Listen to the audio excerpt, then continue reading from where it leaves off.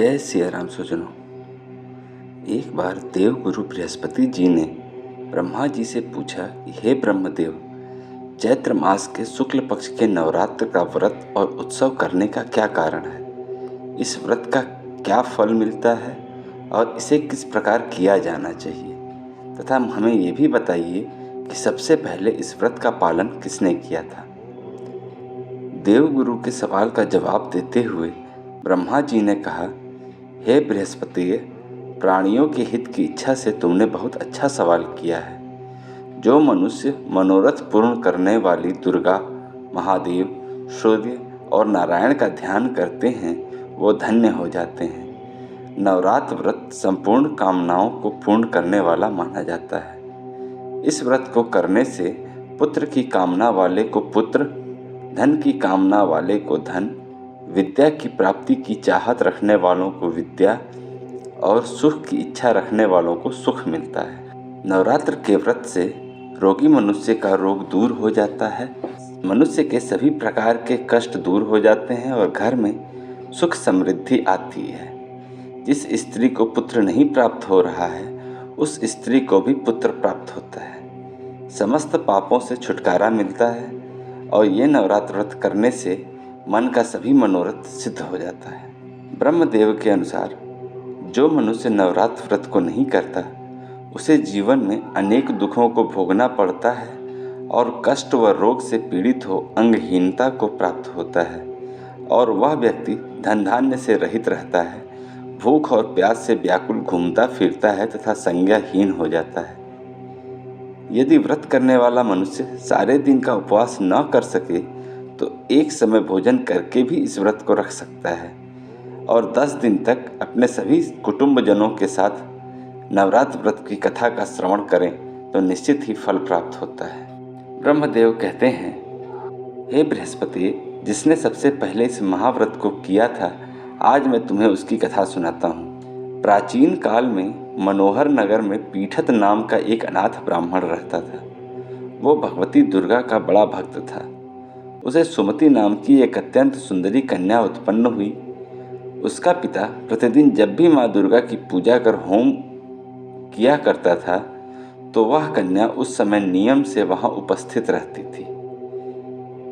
एक दिन सुमति अपने सखियों के साथ खेल रही थी और माँ भगवती के पूजन में उपस्थित नहीं हुई। उसके पिता को पुत्री पर बहुत अधिक क्रोध आ गया और वह पुत्री से कहने लगा, अरे दुष्ट पुत्री, आज तूने भगवती का पूजन नहीं किया, इस कारण मैं किसी कुष्ठ रोगी या दरिद्र मनुष्य के साथ ही तेरी शादी करूंगा।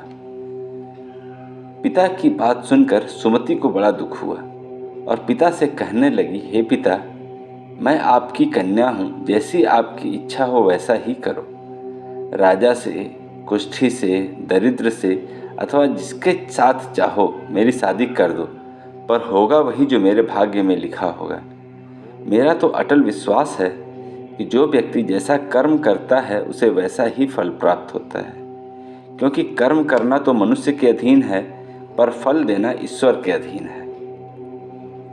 इस प्रकार कन्या के निर्भयता से कहे हुए वचन सुन उसके पिता को और भी अधिक क्रोध आ गया।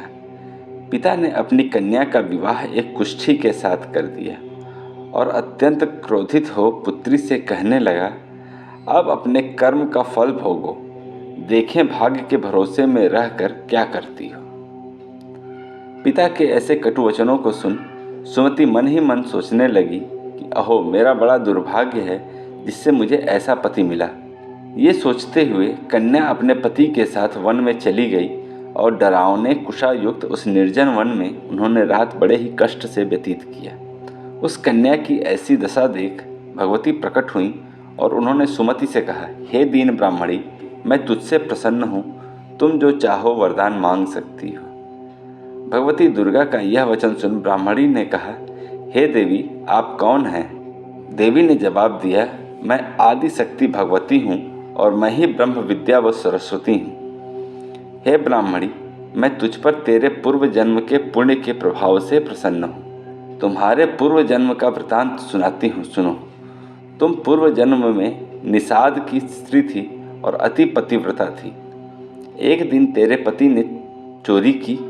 चोरी करने पर तुम दोनों को सिपाहियों ने पकड़ लिया और ले जाकर जेल में कैद कर दिया।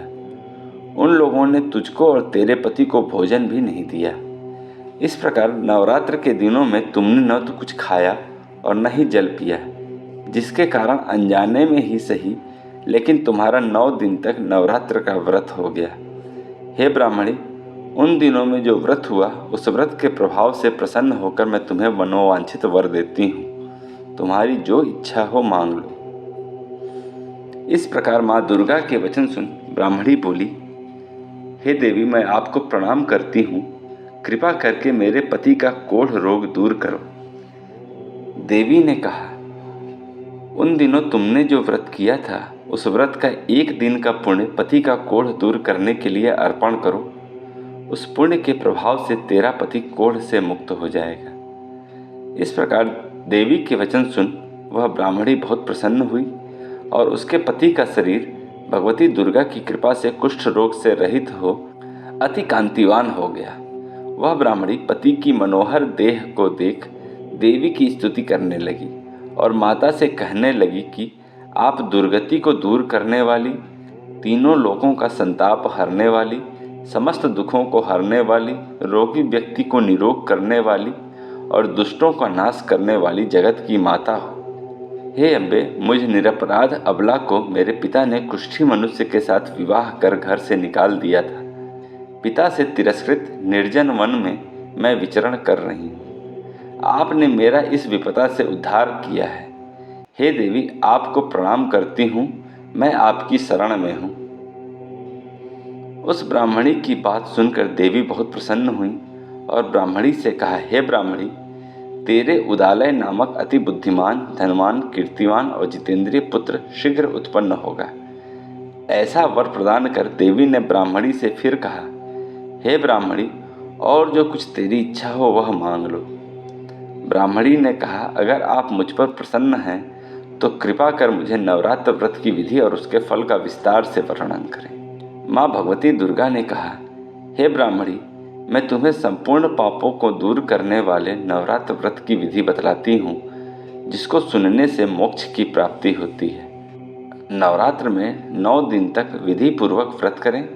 यदि दिन भर का व्रत न कर सके तो एक समय भोजन करें। विद्वान ब्राह्मणों से पूछकर घट स्थापना करें और वाटिका बनाकर उसको प्रतिदिन जल से सींचें। महाकाली, महालक्ष्मी और महासरस्वती देवी की मूर्तियां स्थापित कर उनकी विधि विधान से पूजा करें और पुष्पों से विधि पूर्वक अर्घ्य दें। बिजौरा के फल से अर्घ्य देने से रूप की प्राप्ति होती है। जायफल से अर्घ्य देने से कीर्ति, दाख से अर्घ्य देने से कार्य की सिद्धि होती है।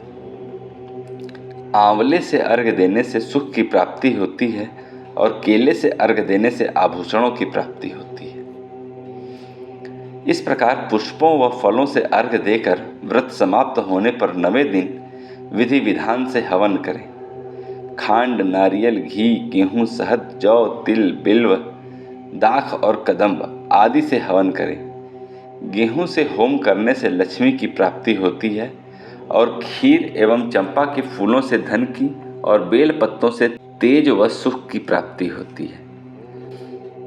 व्रत करने वाला मनुष्य इस विधि विधान से होम कर आचार्य को अत्यंत नम्रता के साथ प्रणाम करे और यज्ञ की सिद्धि के लिए उसे दक्षिणा दे। इस प्रकार बताई हुई विधि के अनुसार जो व्यक्ति व्रत करता है उसके सब मनोरथ सिद्ध होते हैं, इसमें तनिक भी संदेह नहीं है। इन 9 दिनों में जो कुछ दान आदि दिया जाता है उसका करोड़ों गुना फल मिलता है। इस नवरात्र व्रत करने से अश्वमेध यज्ञ का फल मिलता है। हे ब्राह्मणी, इस संपूर्ण कामनाओं को पूर्ण करने वाले उत्तम व्रत को तीर्थ, मंदिर अथवा घर में विधि के अनुसार करें। ब्रह्मदेव बोले, हे बृहस्पति, इस प्रकार ब्राह्मणी को व्रत की विधि और फल बताकर माँ भगवती अंतर्ध्यान हो गईं। जो मनुष्य या स्त्री इस व्रत को भक्ति पूर्वक करता है वह इस श्लोक में सुख प्राप्त कर अंत में दुर्लभ मोक्ष को प्राप्त होता है। हे बृहस्पति, यह इस दुर्लभ व्रत का महात्म्य है जो मैंने तुम्हें बतलाया है। यह सुन बृहस्पति जी आनंद से प्रफुल्लित हो ब्रह्मा जी से कहने लगे, हे ब्राह्मण, आपने मुझ पर अति कृपा की जो मुझे इस नवरात्र व्रत का महत्व सुनाया। ब्रह्मा जी बोले, हे बृहस्पति, यह देवी भगवती शक्ति संपूर्ण लोकों का पालन करने वाली हैं। इस महादेवी के प्रभाव को कौन जान सकता है। बोलो देवी भगवती की जय।